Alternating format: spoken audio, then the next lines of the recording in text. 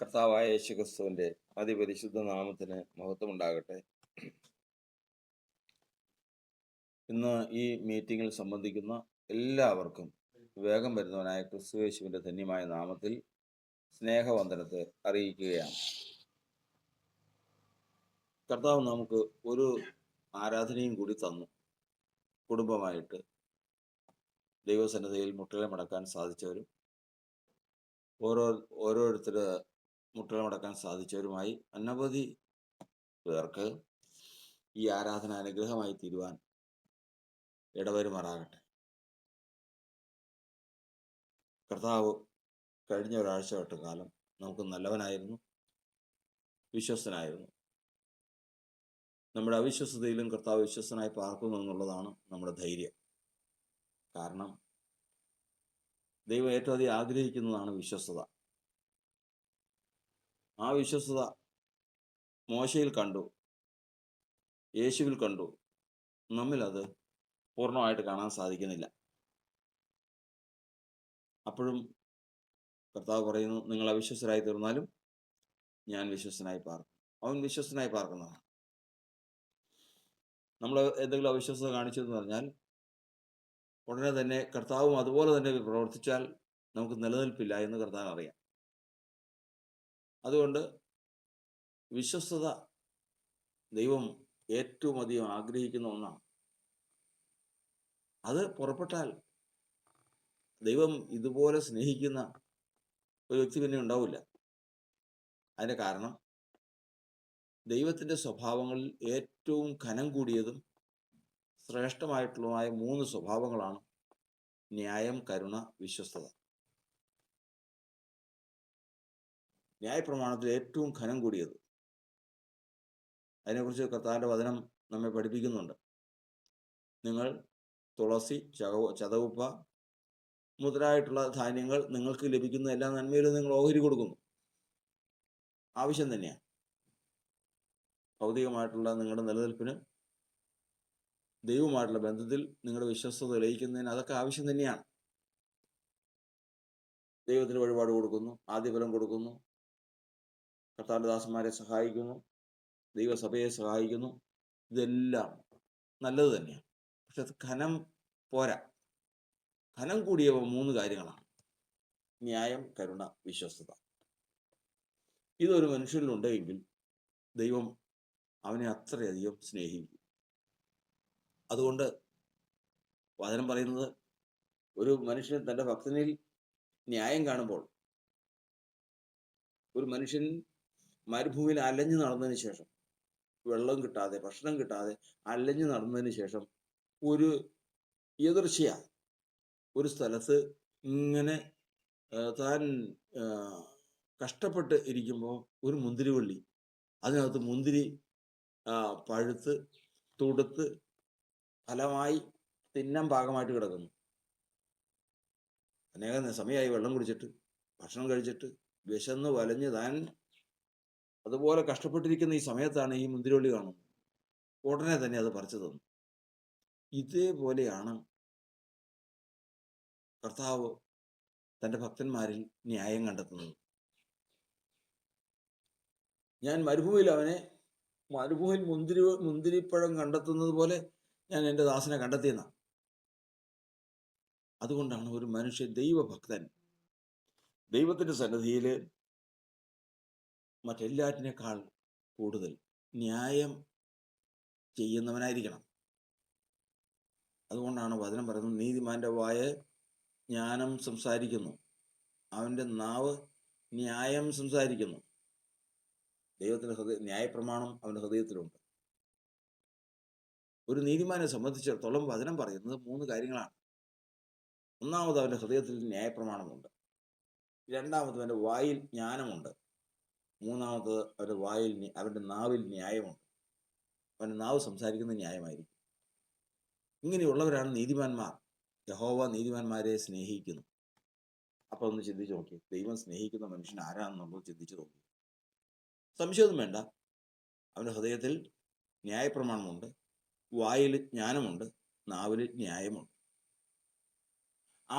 അവൻ്റെ അടുക്കൽ കർത്താവ് ചെല്ലുമ്പോൾ അവനിൽ നിന്ന് ലഭിക്കുന്നത് എന്താണെന്നറിയാം? നമ്മൾ ആദ്യം പറഞ്ഞതുപോലെ മരുഭൂമിയിൽ കഷ്ടപ്പെട്ട് അലഞ്ഞ് വെള്ളം കിട്ടാതെ വിശന്ന് അലഞ്ഞു നടന്നവൻ പെട്ടെന്ന് ഒരു മുന്തിരിവള്ളി കണ്ട് ആ മുന്തിരിപ്പഴം കണ്ട് ചെന്ന് പറിച്ച് തിന്നുന്നത് പോലെയാണ് തന്റെ ഭക്തനിൽ നിന്ന് ദൈവം ന്യായം കാണുന്നത്. അവിടെയാണ് അത് അതിപ്പോ ഞാൻ പറയുന്ന ന്യായങ്ങളെല്ലാം കർത്താവ് മുന്തിരിപ്പഴം തിന്നുന്നത് പോലെയാന്ന് പറഞ്ഞിട്ട് കാര്യമില്ല. അങ്ങനെ പറഞ്ഞാൽ നടക്കില്ല. കാരണം അതിന് സന്ദർഭം നോക്കും കർത്താവ്. സന്ദർഭം നോക്കി. ഒരിക്കൽ ദാവീദ് രാജാവ് ശൗലിനെ പേടിച്ച് ഓടി മറിഞ്ഞു നടക്കുന്ന കാലം. ഒരു സമയം വന്നപ്പോൾ വിശന്ന് ദാഹിച്ച് കഷ്ടപ്പെടുകയാണ്. ദാഹിച്ച് മരിക്കുന്ന സന്ദർഭം വന്ന് ഞാൻ അപ്പൊ ആർത്തിയോടെ പറഞ്ഞു, ബേത്ലഹേമിലെ ആ കിണറ്റിൽ നിന്ന് എനിക്കൊരു പാത്രം വെള്ളം ആരെങ്കിലും കൊണ്ടുവന്ന് തരുമോ? ആര് കൊണ്ടുവന്ന് തരും? നോക്കിയപ്പോൾ ബേത്ലഹേമിലെ കിണറ്റിന് ചുറ്റും ശത്രുവായ ശൗലും പടയാളികളും പാളയമിറങ്ങിയിരിക്കുക. അവിടെ ചെന്ന് വെള്ളം കൊണ്ടുവരാൻ പറ്റുമോ? അവിടെ ദാവീദിനെയോ ദാവീദിന്റെ സേവകരെ ആരെയും കണ്ടാൽ അപ്പൊ കൊന്നുകളയും. പക്ഷെ ദാവീദാണെങ്കിൽ ദാഹം കൊണ്ട് മരിക്കുന്ന അവസ്ഥ വന്നിരിക്കുക. ആ അവസ്ഥ വന്നപ്പോൾ ദാവീദ് ഈ പറയുന്ന വാക്ക് കേട്ട് അബീശായി പറഞ്ഞു, ഞാൻ പോകാമെന്ന്. കാരണം അവിടെ പോകാമെന്ന് പറഞ്ഞാൽ ഇപ്പോൾ ഇവിടെ നിന്ന് പാകിസ്ഥാനിലെ ബോർഡർ കിടന്ന് അവരുടെ പട്ടാള ക്യാമ്പിൽ ചെന്ന് എന്തെങ്കിലും സാധനം എടുത്തുകൊണ്ട് വരണമെന്ന് പറഞ്ഞാൽ, അതായത് ആ പോകുന്നവൻ മരിക്കാൻ തയ്യാറായെന്നർത്ഥം, അല്ലെങ്കിൽ അവൻ ആ പോകുന്നവൻ പോയെന്നർത്ഥം. അത്രേ ഉള്ളൂ. ആ അവസ്ഥയാണ് അബീശായി എന്ന് പറയുന്ന യോവാബിന്റെ ജ്യേഷ്ഠൻ, അല്ലെങ്കിൽ ദാവീദിന്റെ സഹോദരിയുടെ മകൻ പറഞ്ഞ വലിയ യോദ്ധാവാ, അനേകർക്കെതിരെ യുദ്ധം ചെയ്ത് തന്റെ ശക്തി തെളിയിച്ചിട്ടുള്ളവനാ. അബീശായി പറഞ്ഞു, ഞാൻ പോകാം. അപ്പൊ അതിനോട് കൂടെ വേറെ രണ്ടുപേരും തയ്യാറായി. അവർ പോയി. ദൈവം അവരെ സഹായിച്ചു. അവിടെ ചുറ്റും പാളയം ഇറങ്ങിയിരിക്കുന്നവർക്ക് ഒരു ഗാഠനിദ്ര വരുത്തി. കിണറ്റിലെ വെള്ളം കോരി കൊണ്ടുവന്നു. ഇതെങ്ങനെ സാധിച്ചു?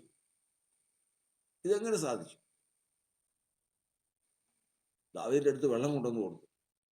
ദാവീദ് ചോദിച്ച വെള്ളം. അങ്ങനെ അതൊരു അതിശയ വിഷയമായി തന്നെ എല്ലാവരും കണ്ട് ഇരിക്കുമ്പോൾ ദാവീദ് ആ പാത്രത്തിൽ വെള്ളം മേടിച്ചതിന് ശേഷം ആ വെള്ളത്തിലേക്ക് നോക്കും. ഇതെങ്ങനെയാ ഈ വെള്ളം എൻ്റെ കയ്യിൽ വന്ന്? ഈ വെള്ളം ശത്രു വളഞ്ഞിട്ടിരിക്കുന്ന ഒരു കിണറ്റില് ഒരു കാരണവശാലും മറ്റാർക്കും വെള്ളം, പ്രത്യേകിച്ച് എനിക്ക് അത് കിട്ടരുതെന്നുള്ള നിർബന്ധമുള്ള ഒരു കൂട്ടം മനുഷ്യര്, അവരിടയിൽ നിന്ന് ഈ വെള്ളം എങ്ങനെ എൻ്റെ കയ്യിൽ വന്നു? അതിന് എന്നോട് കൂടെയുള്ള ചില മനുഷ്യർ തയ്യാറായി. മരിച്ചാലും കുഴപ്പമില്ല, തങ്ങളുടെ ജീവനെ ഉപേക്ഷിച്ചതിന് ശേഷം പോയി വെള്ളം കൊണ്ടുവന്നു. ദാവീദ് ആ വെള്ളത്തിലേക്ക് നോക്കിയപ്പോ പറഞ്ഞ വാക്കിതാണ്, കർത്താവേ, തങ്ങളുടെ ജീവനെ ഉപേക്ഷിച്ചു പോയ ഈ പുരുഷന്മാരുടെ രക്തം ഞാൻ കുടിക്കുമോ? ദാവീദ് ആ വെള്ളത്തെ വെള്ളമായിട്ടല്ല കാണുന്നത്, രക്തമായിട്ടാണ്.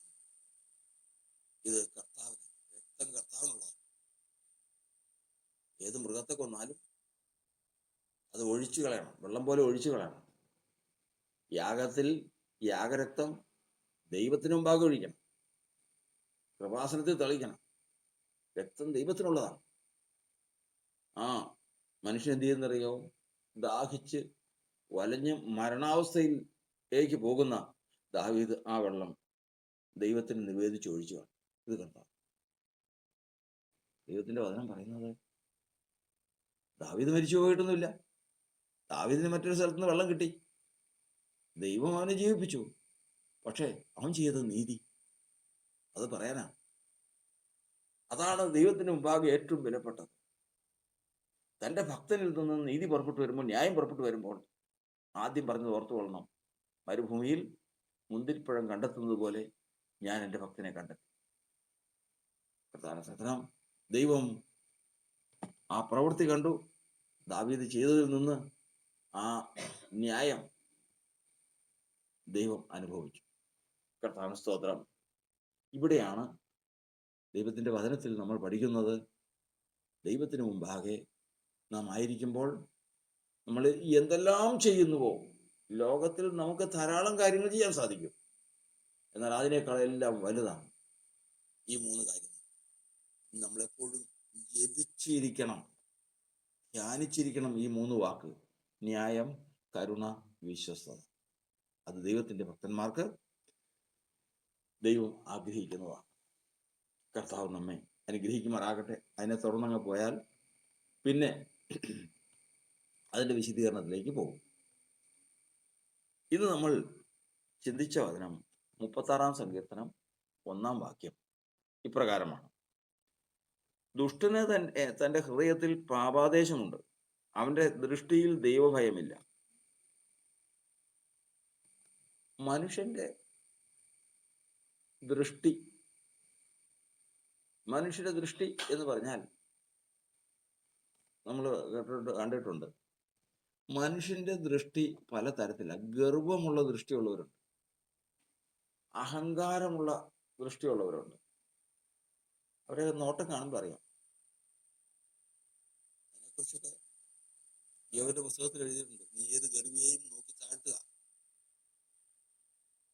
ഗർവമുള്ള മനുഷ്യരുണ്ട്, അഹങ്കാരമുള്ള മനുഷ്യരുണ്ട്, ഇങ്ങനെ പല വിധത്തിലുള്ള മനുഷ്യരുണ്ട്. എന്നാൽ നമ്മൾ സങ്കീർത്തനത്തിൽ വായിക്കുന്നത്, ദാസന്മാരുടെ കണ്ണ് യജമാനന്റെ കയ്യിലേക്ക്, ദാസിമാരുടെ കണ്ണ് യജമാനന്റെ കയ്യിലേക്ക് എന്ന പോലെ ഞങ്ങളുടെ കണ്ണുകൾ ഞങ്ങളുടെ ദൈവമായ യഹോവയെങ്കിലേക്ക് അവൻ ഞങ്ങളോട് കൃപ ചെയ്യുവോളം നോക്കിക്കൊണ്ടിരിക്കും. അപ്പോൾ ദൈവഭക്തന്റെ കണ്ണെന്ന് പറയുന്നത് ദൈവത്തിങ്കിലേക്കാണ്. എന്തിനു വേണ്ടിയിട്ട്?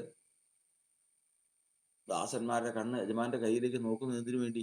കൂലിക്ക് വേണ്ടി, താൻ ചെയ്ത അധ്വാനത്തിന് വേണ്ടി. താൻ ചെയ്ത രാവിലെ മുതൽ വൈകുന്നേരം വരെയും അധ്വാനിച്ചു.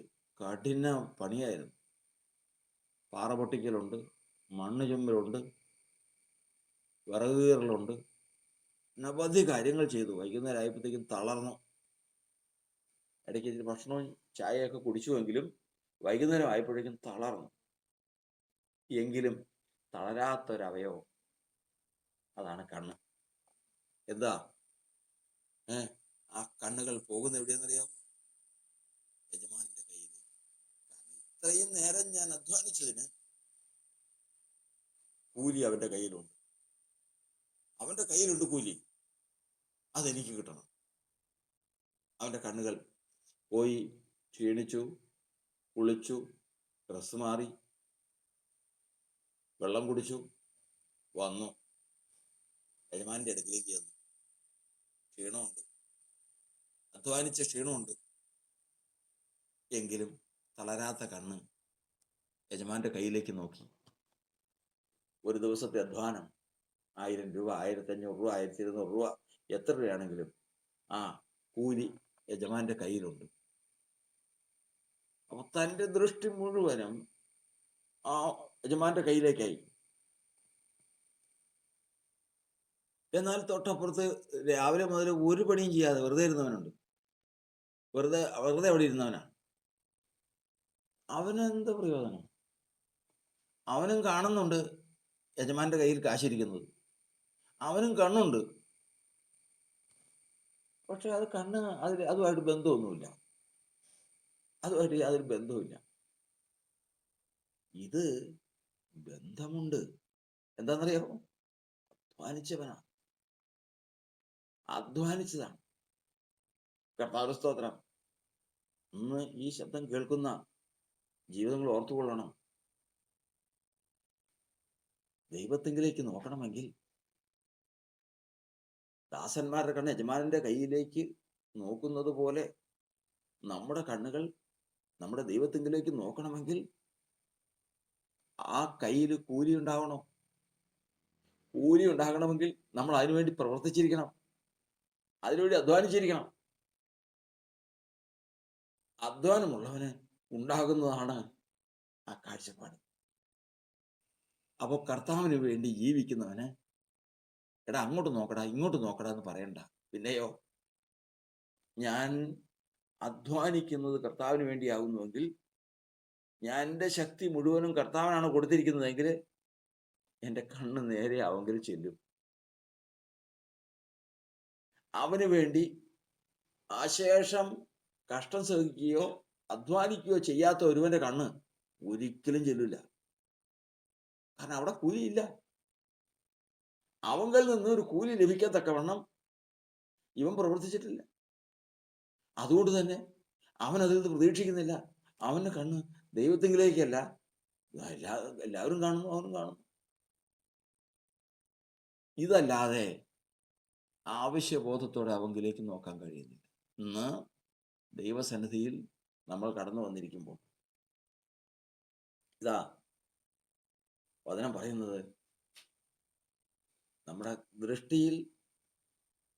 ദൃഷ്ടി ആവശ്യബോധത്തോടു കൂടി, അവകാശത്തോടു കൂടിയാണ് കർത്താവിലേക്ക് വരുന്നതെങ്കിൽ നിശ്ചയമായിട്ടും നമ്മുടെ ജീവിതം, നമ്മുടെ പ്രവൃത്തി കർത്താവിന് വേണ്ടിയിട്ടുള്ളതായിരിക്കും. കർത്താവിന് വേണ്ടിയിട്ട് പ്രവൃത്തി ചെയ്തിട്ടുണ്ടെങ്കിൽ മാത്രമേ ആ ദൃഷ്ടി ലഭിക്കുകയുള്ളൂ. അവൻ്റെ ദൃഷ്ടിയിൽ ദൈവഭയം ഇല്ലെന്നാണ്. കാരണം എങ്ങനെയാ?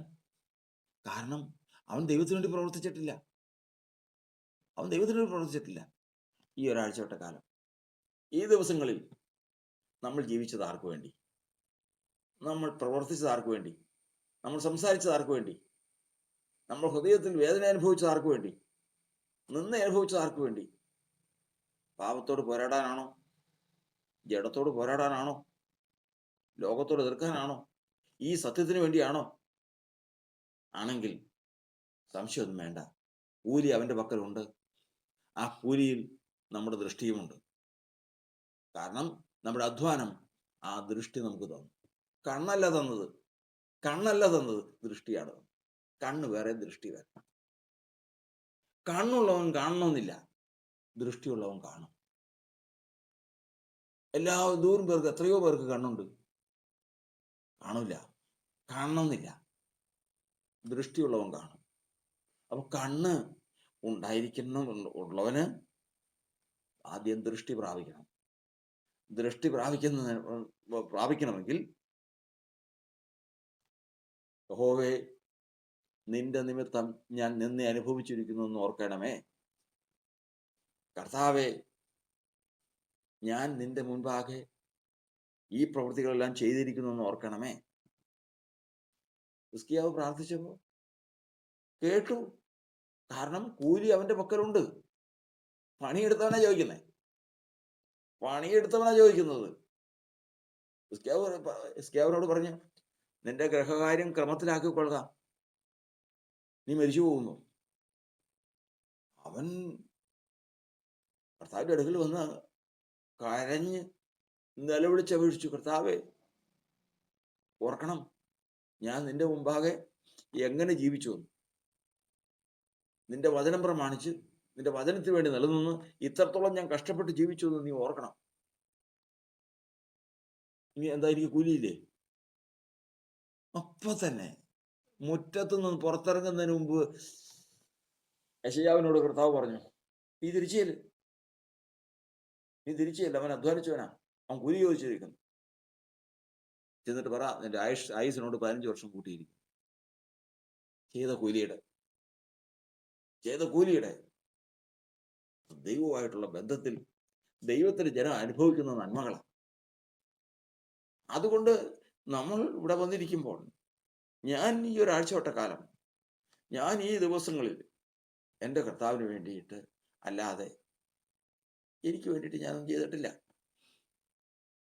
ഞാൻ എനിക്ക് വേണ്ടി എന്ത് ചെയ്തു? കർത്താവിൻ്റെ സന്നിധിയിലേക്ക് വരുമ്പോൾ പ്രാഗൽഭ്യത്തോടു കൂടി കർത്താവ്, നിന്റെ നിമിത്തമാണ് ഞാൻ ഈ പ്രവർത്തിച്ചത്, നിന്റെ നിമിത്തമാണ് ഈ കാര്യങ്ങളൊക്കെ അനുഭവിച്ചത്, നിന്റെ നിമിത്തമാണ് ഞാൻ ഈ അനുഭവിക്കുന്നത്, ദിനം പ്രതി ഞാൻ വേദനപ്പെട്ട് നുറുങ്ങുന്നത് നിന്റെ നിമിത്തമാണ്. സംശയിക്കേണ്ട, അവന് ദൃഷ്ടിയുണ്ട്. കണ്ണല്ല, ദൃഷ്ടിയുണ്ട്. ആ ദൃഷ്ടിയിൽ അവൻ നോക്കുമ്പോൾ അവൻ ദൈവത്തിന്റെ കയ്യിൽ പ്രതിഫലം, അവൻ അധ്വാനിച്ചതിന്റെ പ്രതിഫലവും അവൻ കാണും. സംശയമൊന്നും വേണ്ട, സംശയമൊന്നും വേണ്ട. ദൈവഭയത്തോടുകൂടി തൻ്റെ വീടിൻ്റെ അരികിൽ കൂടി ഒരു മനുഷ്യൻ സ്ഥിരം നടന്നു പോവുക. ശൂന്യംകാരത്തി നോക്കി, ഭർത്താവും നോക്കി, വീട്ടിലുള്ളവരെല്ലാവരും നോക്കി. ഓരോരുത്തര് അഭിപ്രായം പറയുള്ളൂ, അഭിപ്രായം പറയും. ഒരിക്കൽ കുട്ടികളെല്ലാവരും ഓടിക്കൂടി മുട്ടത്തലയാ, കയറി വാ എന്ന് പറഞ്ഞ് ഏലീശാ പ്രവാചകനെ കളിയാക്കി. അതങ്ങനെ കണ്ടവരുണ്ട്, ഭർത്താവും കണ്ടു. പക്ഷെ ശൂന്യംകാരത്തി പറയുകയാണ്, നമ്മുടെ വീടിന്റെ അടുക്കൽ കൂടി കടന്നു പോകുന്ന ഈ മനുഷ്യൻ ഒരു ദൈവപുരുഷനെന്ന് ഞാൻ കാണുന്നു. എലീശ പ്രവാചന പോകുന്നേ, വേറെ ആരും കണ്ടില്ല. ആരെ കണ്ണില്ലേ? കണ്ണുണ്ട്. ഇല്ലാത്തതെന്താ? ദൃഷ്ടിയില്ല. കാരണം ദൈവഭയമുള്ളവളും ദൈവത്തിനു വേണ്ടി നിലകൊള്ളുന്നതും ദൈവത്തിനു വേണ്ടി അധ്വാനിക്കുന്നതുമായ ആ സ്ത്രീക്ക് ദൃഷ്ടിയുണ്ട്. നോക്കിയപ്പോൾ ആ പുരുഷനത് ദൈവപുരുഷനെന്ന് കണ്ടു. ഉടനെ തന്നെ ചില കാര്യങ്ങൾ ചെയ്തു. എന്താ പിന്നെ സംഭവിച്ചേ? കൂലി അവൾ മേടിച്ചു. ഒരു കുഞ്ഞിനെ കിട്ടി, ആ കുഞ്ഞിനെ വളർത്തി, ആ കുഞ്ഞ് മരിക്കുന്ന അവസ്ഥ വന്നു, അതിൽ നിന്ന് വിടുവിക്കപ്പെട്ടു. ദേശത്ത് ക്ഷാമം വന്നു, ആ കുഞ്ഞിനെയും കൊണ്ട് അന്യദേശത്തേക്ക് പോകാൻ ദൈവാത്മാവ് പറഞ്ഞു. അങ്ങനെ പോയി അവിടെ ജീവിച്ചു. കുറെ കഴിഞ്ഞപ്പോൾ തിരിച്ചു വന്നു, തൻ്റെ വസ്തുവകൾ അന്യൻ കൈവശമാക്കി. ഉടനെ പരാതിയുമായിട്ട് രാജാവിൻ്റെ അടുക്കൽ ചെന്നു. രാജാവ് കൽപ്പന പുറപ്പെടുവിച്ചു, ഇന്ന് വരെയുള്ള അതിൻ്റെ സകല പ്രതിഫലവും അതിൻ്റെ വിളവുമായി അവൾക്ക് തിരിച്ചു കൊടുക്കാൻ. ഇസ്രായേലിൽ അവൾ പ്രാപിച്ച, ശൂന്യംകാരത്തി പ്രാപിച്ച പ്രതിഫലം ആര് പ്രാപിച്ചിട്ടുണ്ട്? ഇന്നും അവൾ പ്രസംഗിക്കപ്പെടുന്നു. കർത്താവിന് സ്തോത്രം. ഭർത്താവ് കണ്ടില്ലേ? കണ്ടു. നാട്ടുകാർ കണ്ടില്ലേ? കണ്ടു. മറ്റു മനുഷ്യർ കണ്ടില്ലേ? 100 പേര് കണ്ടു, എത്രയോ പേര് കണ്ടു. പക്ഷെ ദൃഷ്ടിയില്ല. കാരണം പ്രതിഫലമില്ല. പ്രതിഫലമില്ലാത്തതിന്റെ കാരണം അധ്വാനിച്ചിട്ടില്ല. എങ്ങനെ? ദൈവത്തിന്റെ ജനം, ദൈവനാമത്തിനു വേണ്ടി, ദൈവനാമത്തെ ഭയപ്പെടുന്നവര്, ദൈവനാമത്തെ സ്നേഹിക്കുന്നവര്, ദൈവനാമത്തെ കീർത്തിക്കുന്നവര്, എല്ലാവർക്കും അവരവരുടേതായ പ്രതിഫലം ദൈവം വെച്ചിട്ടുണ്ട്.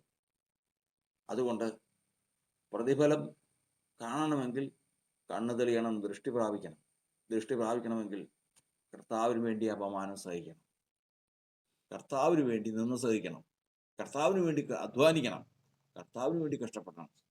അപ്പോൾ തന്നെ ദൃഷ്ടി ഉണ്ടാവും. എനിക്കത് പ്രതിഫലം, അവർക്കാ പ്രതിഫലം, ഇതൊന്നും പറയണ്ട. ആ പ്രതിഫലം ഉള്ളവരെ ദൈവത്തിനറിയാം.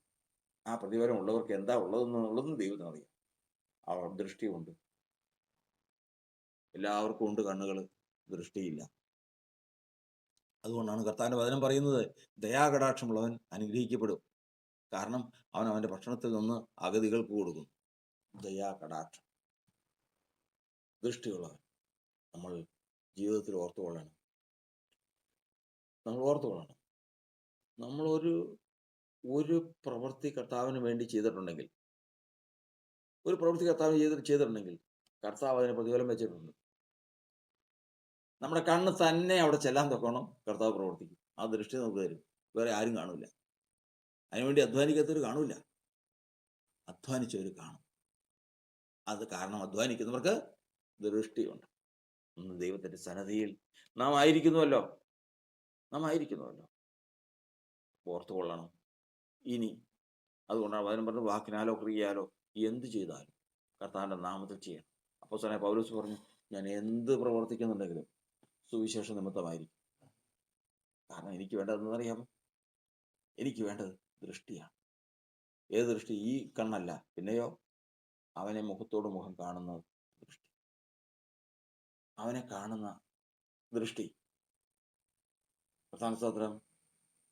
അപ്പോസ്തലനായ പൗലോസിന് പ്രത്യക്ഷനായപ്പോ എല്ലാവരും ഓടി. പൗലോസ് പ്രകാശം കണ്ടു. അനേകർ അനേകർ ഇതാ കർത്താവിനെ കാണാൻ പോവാണ്. കർത്താവിനെ കാണാൻ പോവാണ്. കർത്താവ് പ്രത്യക്ഷപ്പെടാൻ പോവാണ്. കർത്താവിന്റെ പ്രത്യക്ഷതയെങ്കിൽ നിൽക്കാൻ സാധിക്കാത്തവണ്ണം എല്ലാവരും ഓടും. എല്ലാവരും ഓടും. എന്നാൽ ദൃഷ്ടിയുള്ളവൻ അവിടെ നിൽക്കും. എങ്ങനെ നിനക്ക് ഈ ദൃഷ്ടി കിട്ടി? അവൻ അധ്വാനിച്ചതാണ്. അവൻ കർത്താവിന്റെ നാമത്തിന് വേണ്ടി നിലനിന്നതാണ്. കർത്താവിന് സ്തോത്രം. അത് ദൈവം അറിയുന്നുണ്ട്. പ്രതിഫലം അവന്റെ പക്കലുണ്ട്. ആ പ്രതിഫലം കാണാൻ ദൃഷ്ടി പ്രാപിക്കണം. ദൃഷ്ടി പ്രാപിക്കണമെങ്കിൽ അവന് വേണ്ടി നിലകൊള്ളണം. അവന് വേണ്ടി ജീവിക്കണം. അവന് വേണ്ടി അധ്വാനിക്കണം. നിശ്ചയം അവൻ ലജ്ജിച്ചു പോകുകയില്ല. പാപത്താൽ എന്നിൽ വന്ന ശാപക്കറകൾ നീക്കി